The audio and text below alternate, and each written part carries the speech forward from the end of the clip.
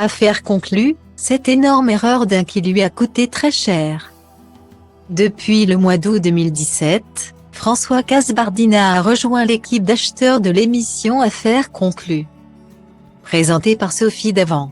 Très professionnel, l'homme a pour habitude de se positionner sur des objets très rares et prestigieux et n'hésite pas à faire flamber sa caisse quand il a un coup de cœur. Mais parfois, son sens de la délicatesse lui fait cruellement défaut. Le 15 septembre 2020. À l'occasion d'un prime spécial patrimoine, l'antiquaire a provoqué un gros malaise sur le plateau en cassant un objet très précieux. Philippe, un vendeur anonyme originaire de Mulhouse, était venu faire estimer et vendre une sublime montre faisant la taille d'une horloge. Une œuvre d'art signée Jean-Charles de Castelbajac et estimée par l'expert à environ 400 €. Ce jour-là, tous les acheteurs présents ont tenté leur chance dans la salle des enchères. Originale et très colorée, la montre a été l'objet de nombreux échanges, tous les professionnels étant vivement intéressés. Mais c'était sans compter sur la maladresse de François Kasbardina.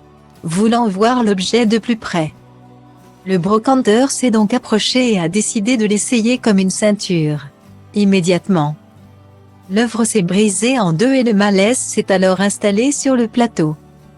Comme on peut le voir dans la vidéo publiée par Voici. OMRDE, je crois qu'elle est cassée. On peut pas la réparer, ont demandé les autres acheteurs impuissants face à cette scène.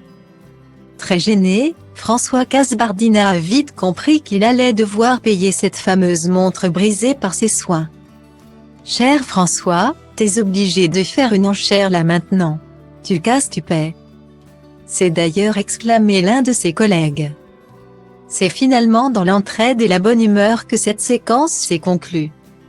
Solidaires de leur ami, tous les acheteurs présents ont souhaité donner un peu d'argent aux vendeurs. Au final, Philippe est reparti avec une belle enveloppe de 800 €, soit le double du prix de base estimé.